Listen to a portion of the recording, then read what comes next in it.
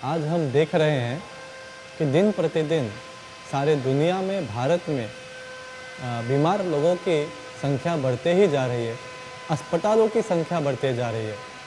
हालांकि हम कहते हैं कि टेक्नोलॉजिकल डेवलपमेंट बहुत हो गया है, लेकिन इतने सारे मरीजों और अस्पतालों की संख्या क्यों बढ़ रही है? अगर हम देखें आज से और 100 साल पहले जो मानव के जीवन शैली में फ़र्क था, तो हम देखेंगे कि अनाज और सब्जी इत्यादि में बहुत फ़र्क गिर गया है। आज से 100 साल पहले और उसके पहले हज़ारों वर्षों तक मानव गो आधारित कृषि करता था और उससे प्रेम से उत्पन्न अनाज और सब्जियां खाके तंदुरुस्त सुखी आयुष्य जीता था। और आज हम देख रहे हैं कि लोग बीमारी से जर्जर और व्यस्त हैं। अगर मानव को सुखी, तंदुरुस्त, आनंददायी और पूरा आयुष्य जीने की इच्छा है तो अवश्य उसको गौ सेवा और गौ आधारित कृषि को भूल के नहीं चलेगा।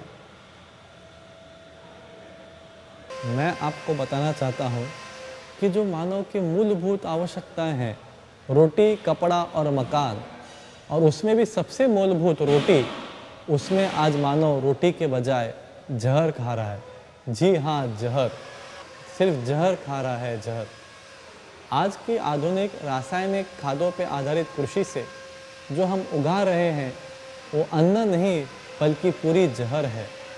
और ऐसे जहर के खाने से आज हम देख रहे हैं नाना प्रकार के डिसीजेस, स्पॉन्डिलाइटिस, अर्थराइटिस, कोलाइटिस और न जाने कितने प्रकार के कैंसर इत्यादि रोग से मानव पूरा पीड़ित है। ठीक इसके ही विरुद्ध 100 साल पहले और उसके पहले हजारों साल तक सारे पृथ्वी पे गो आधारित कृषि प्रचलित थी। उससे मानव सात्विक, पौष्टिक, आनंददायी अनाज का उत्पन्न करके खुद सेवन करता था। हमें आजकल लगता है कि गाय यानी कि दूध, गाय सिर्फ दूध देने वाली है, पर नंदिनी गाय दिलीप महाराज को कहती है, न केवलां पयसा प्रसूतिं वेहि में सर्व काम दुघाम प्रसन्नम। यानी कि मैं सिर्फ दूध देने वाली हूँ ऐसे मत समझो। अगर मैं प्रसन्न हो गई तो सारी कामनाओं की मैं पूर्तता कर सकती हूँ। मैं केवल दूध देने वाली हूँ ऐसा मत समझो। अगर मैं प्रसन्न हो गई तो सारी कामनाओं की पूर्तता मैं कर सकती हूँ।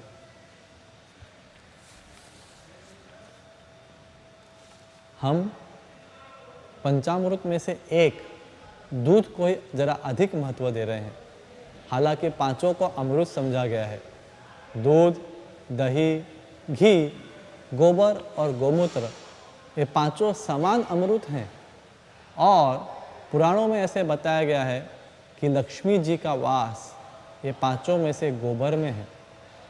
इसका अर्थ ऐसे ही है कि गाय से जो भी आर्थिक लाभ हैं वो दूध से नहीं लेकिन गोबर से हमें मानव को प्राप्त होंगे।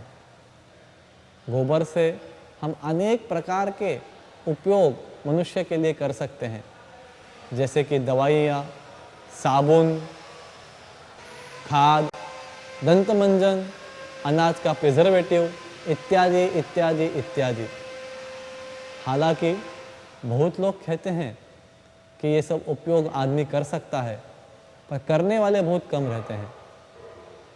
मैंने इसका स्वयं अनुभव किया है और स्वयं इसका अपने जीवन में उपयोग कर रहा हूँ।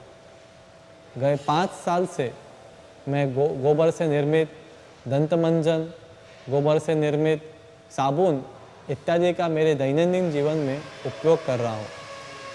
5 साल पहले मेरी सारी चमड़ी सफ़ेद दागों से पूरी थी और सिर्फ गौमूत्र के सेवन से ही आज एक भी सफ़ेद दाग मेरे शरीर पे नहीं बचा। इसलिए तो कहते हैं, जा घर तुलसी अरु गाय, ता घर वैद्य कभू न जाए, कि जो घर में एक तुलसी और एक गाय है, उस घर में वैद्य को जाने की कोई आवश्यकता पड़ती नहीं है।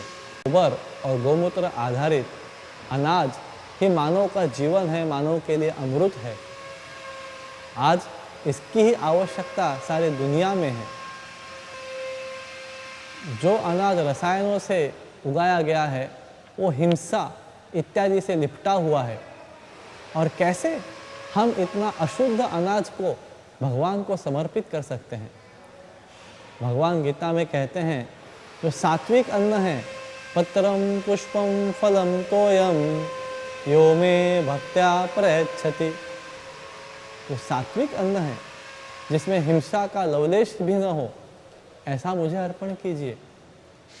हमें भगवान के लिए भोग चढ़ाने के लिए और हमारे ये सेवन के लिए, दोनों के लिए आज एक उत्तम आहार, अनाज और सब्जियों की आवश्यकता है। और इसकी पूर्ति करने के लिए आज ये आवश्यक है कि सारे दुनिया में पुनः गो आधारित कृषि प्रचलित की जाए।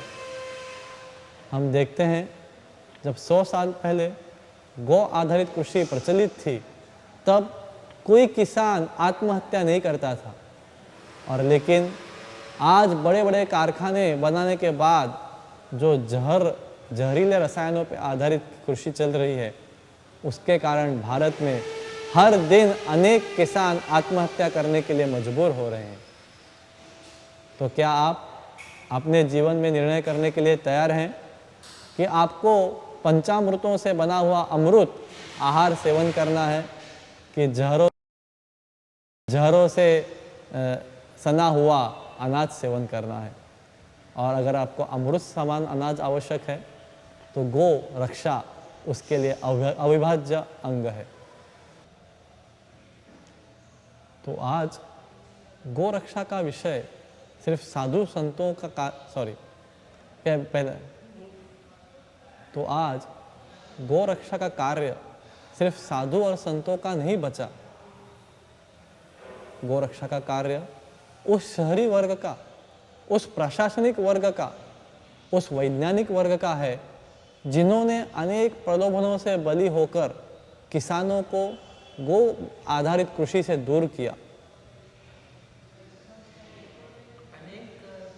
प्रलोभन चालू।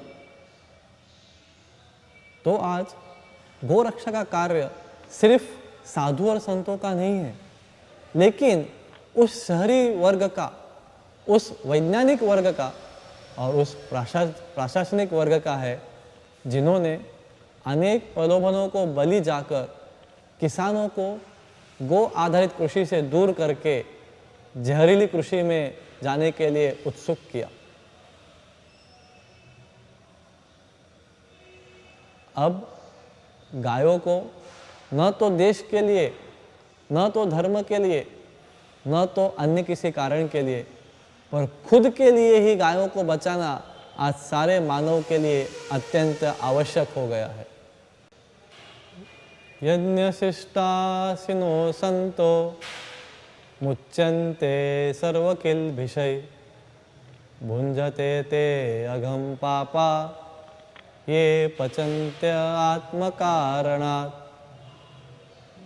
भगवान श्री कृष्ण गीता के 3 अध्याय में कह रहे हैं कि मेरे को अर्पण करके अन्न को ग्रहण करने से आप सारे पापों से मुक्त होते हैं, और जो भगवान श्री कृष्ण को अर्पण किए बिना, भोग लगाए बिना ही अन्न को ग्रहण करते हैं, वो सिर्फ पापों को ग्रहण कर रहे हैं। और आज हम भगवान श्री कृष्ण को किस प्रकार का अन्न अर्पण कर रहे हैं? जो भी हम भगवान श्री कृष्ण को अर्पण करने के लिए उपयोग में ला रहे हैं वो विषय युक्त है, सात्विक बिल्कुल नहीं है। एक बार और बोलिए प्रभु जी, ये जो श्लोक यज्ञशिष्टासिनो संतो मुच्यन्ते सर्वकिल विषय भुंजते ते अघम पापा ये पचन्ते आत्म कारणात्। गीता में बताया जा रहा है कि जो भी भगवान को अर्पण करके, भगवान को भोग लगा के अन्न ग्रहण करते हैं तो वो सारे पापों से मुक्त होते हैं, और जो इस प्रकार अर्पण किए बिना कोई भी चीज़ ग्रहण करते हैं तो वो सिर्फ पापों को ग्रहण कर रहे हैं। ये तो सनातन धर्म की अनेक पीढ़ियों से, अनेक सदियों से ये तो सनातन धर्म की अनेक पीढ़ियों से चल रही प्रथा है कि कोई भी चीज़ आदमी ने ग्रहण करने के पहले भगवान को वो अर्पण करे, इसी से वो सारे पापों से मुक्त होता है। और अगर कोई भगवान को अर्पण किए बिना खाता है तो सिर्फ वो पापों को ही ग्रहण कर रहा है।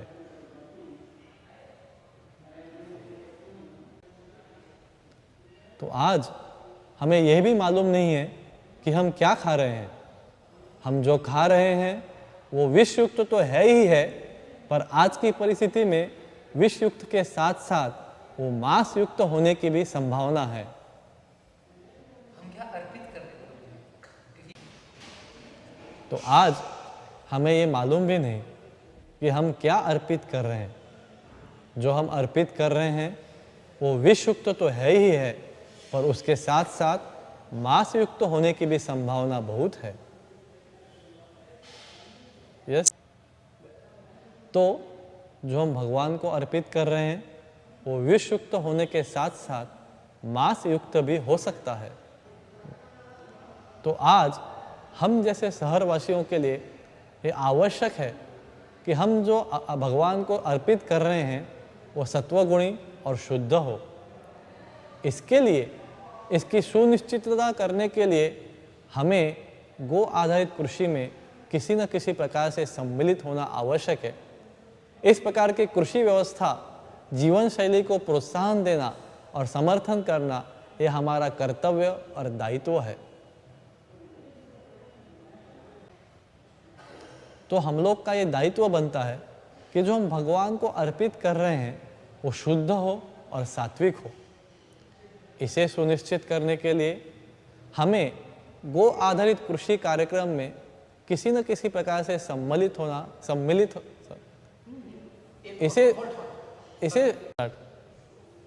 इसे सुनिश्चित करने के लिए हमें आगे बढ़कर गो आधारित कृषि कार्यक्रमों में किसी न किसी प्रकार से सम्मिलित होना होगा और इनको प्रोत्साहन देना ये हमारा दायित्व बनता है।